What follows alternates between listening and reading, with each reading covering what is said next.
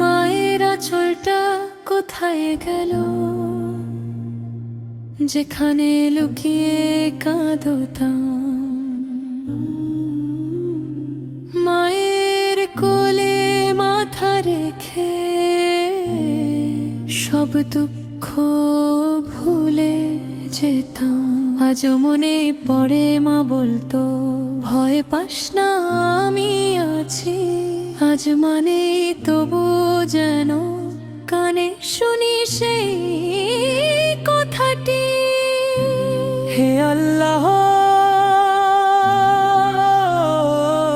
যে মা আমাকে এত ভালোবাসলো,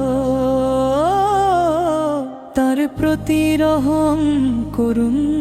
তার কাবার কিরণে ভরিয়ে দিন। নিজের হাতে রান্না করে মা আমার মুখে খাবার দিত। আমি পেট ভরে খেলে মা হেসে শুধু তাকিয়ে থাকতো।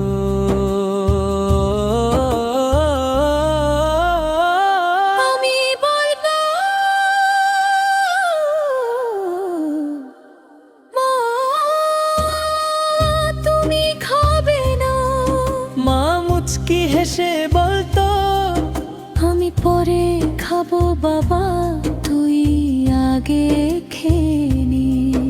আজ বুঝি পরে খাবো কথাটার মাঝে মায়ের কত তৈরি ছিল। শীতের রাতে নিজের চাদর আমার গায়ে জড়িয়ে দিত। আমি যেন ঠান্ডা না পাই, মা নিজে কাঁদতে থাকতো। আমি ঘুমিয়ে থাকতাম তখন, মা জেগে বসে থাকবো। কি অদ্ভুত ছিল মায়ের ভালোবাসা, নিজের কষ্ট লুকিয়ে রেখে সন্তানের সুখ খুঁজতো। বড় হয়ে যখন আমি দূরের শহরে গেলাম, মায়ের চোখের পানি দেখে তবু ফিরে তাকালাম না। মা বলল, বাবা ভালো থাকি, সময় পেলে ফোন করিস। আমি বললাম,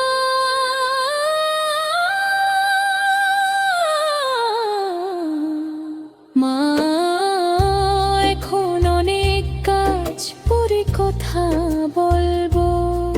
সেই পরে শুক্রটা যো আমার বুকের মধ্যে বাজে। মা প্রতিদিন সন্ধে বেলায় দরজানার পাশে বসো, ছেলের পায়ের শব্দ শুনলে মনে করতো আমি বুঝি এলাম।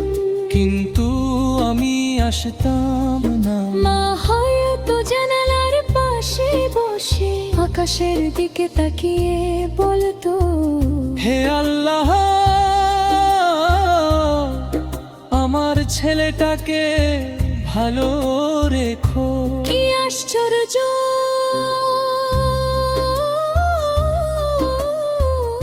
আমি মাকে সময় দিইনি, তবু মা আমার জন্য দয়া করা ছাড়েনি।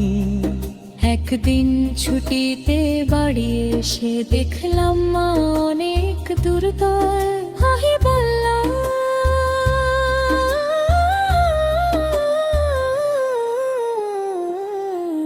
মা তোমার কি হয়েছে? মা হাসলো,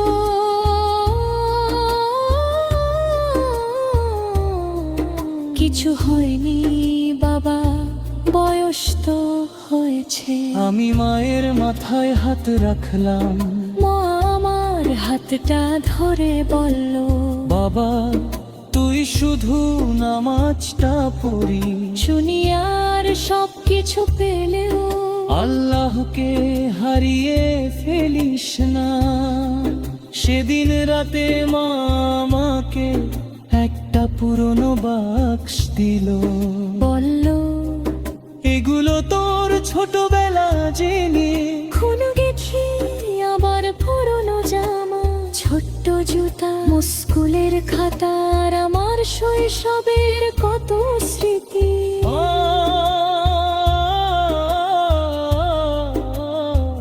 বা সব রেখে দিয়েছিল।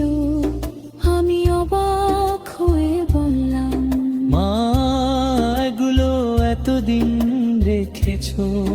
মা বলল, তুই তো আমার কাছে এখনো সেই ছোট্ট ছেলেটাই। কয়েকদিন পর আবার শহরে ফিরলাম। মা দরজায় দাঁড়িয়ে বলল, বাবা সাদ ভরে যাও।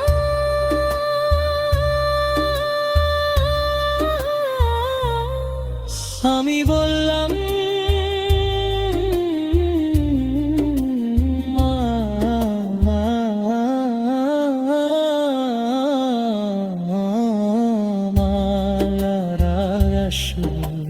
মা বলল, আল্লাহ তোকে আমার আগে সুস্থ রাখুক।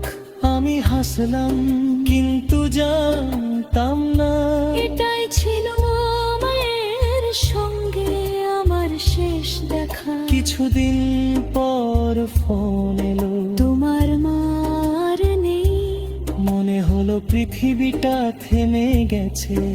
আমি কিছু বলতে পারলাম, শুধু ফোনটা হাতে নিয়ে দেয়ালের দিকে তাকিয়ে রইলাম। তারপর হঠাৎ চিৎকার করে উঠলাম, মা!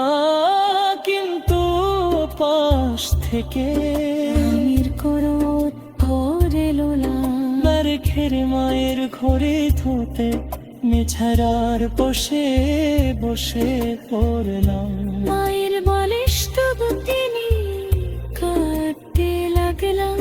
মনে হচ্ছিল রে বালিশে খোলা